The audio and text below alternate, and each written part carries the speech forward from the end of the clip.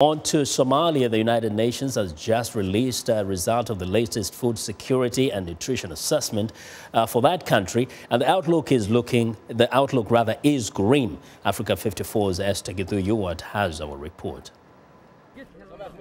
According to the UN study, 4 years after a devastating famine, the number of people in need of emergency aid rose from 17% to more than 850,000, and Somalis in need of food aid stands at 2.3 million. Peter de Klerk, Deputy Special Representative of the United Nations Secretary General for Somalia, is also the United Nations resident and humanitarian coordinator for Somalia. He says the humanitarian situation in the country remains dire. Malnutrition rates, in fact, are going to increase before the end of the year due to below average cereal production and poor rainfall in subpastoral and agropastoral areas.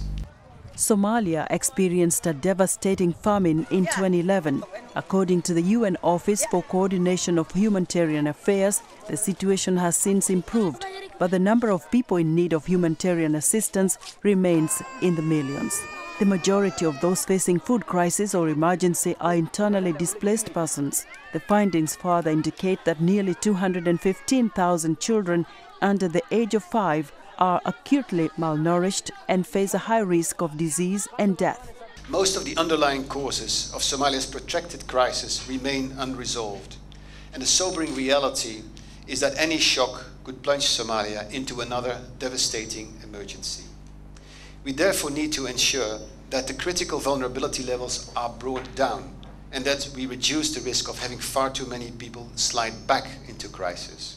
The Food and Agricultural Organization in Somalia has also warned of flooding in the coming months due to the weather pattern known as El Niño. The organization says measures are underway to minimize the risk of food insecurity and famine caused by loss of livestock and crops for farmers. There's a lot of work going on now as we speak, particularly in the Shabelle area, along the Shabelle River, to reinforce riverbanks, etc., to put sandbags along the barrages, etc. That will just reduce the amount of flooding that actually takes place. Similarly, providing farmers with very simple kits that will allow them to build platforms to protect their seeds and their grain above the floodwaters.